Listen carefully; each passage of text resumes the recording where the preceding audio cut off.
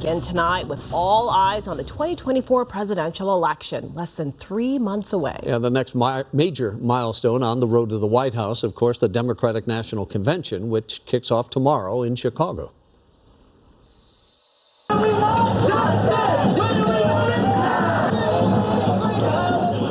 Vice President Kamala Harris preparing to take the 4-day convention by storm. More than 4,000 delegates are going to officially recognize Harris as the Democratic nominee. But planned pro-Palestinian protests could cause some problems during the week-long event. Democratic powerhouses are expected to speak at the DNC.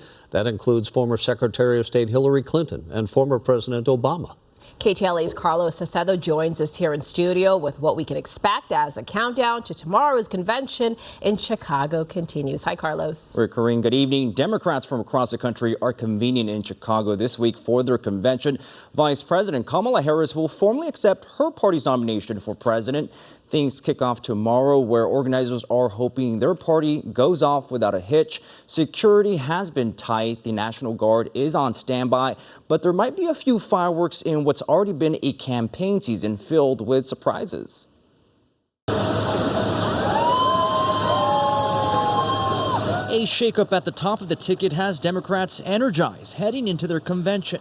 Vice President Kamala Harris arriving in Chicago Sunday night ahead of this week's Democratic National Convention, where she'll rally an estimated 50,000 party loyalists as their presidential nominee.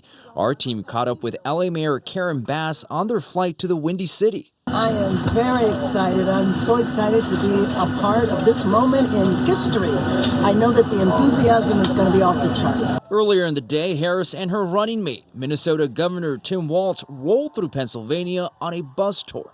Harris taking a swing at her political rival. The real and true measure of the strength of a leader is based on who you lift up.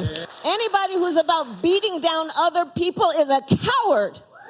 Over the weekend, former President Donald Trump also spending time in Pennsylvania, a key battleground where he criticized Harris's economic plan. We are going to defeat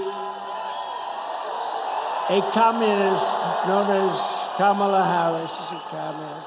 Most radical left person ever to run for office. This is not what this country needs. We've had enough of them. A new Washington Post ABC News poll out shows Harris holding a narrow lead over Trump nationally. The findings continue to point to a tight election in November, when 7 swing states are likely to determine who wins in the Electoral College. How many planes did you kill today? But a big test for Democrats will be the party's stance on Israel and the war in Gaza. Tens of thousands of anti-war protesters are expected outside the convention, where a large perimeter with checkpoints has been set up. Demonstrators hoping to disrupt and crash the party. Almost 270 organizations from across the U.S. have joined the coalition to march on the DNC.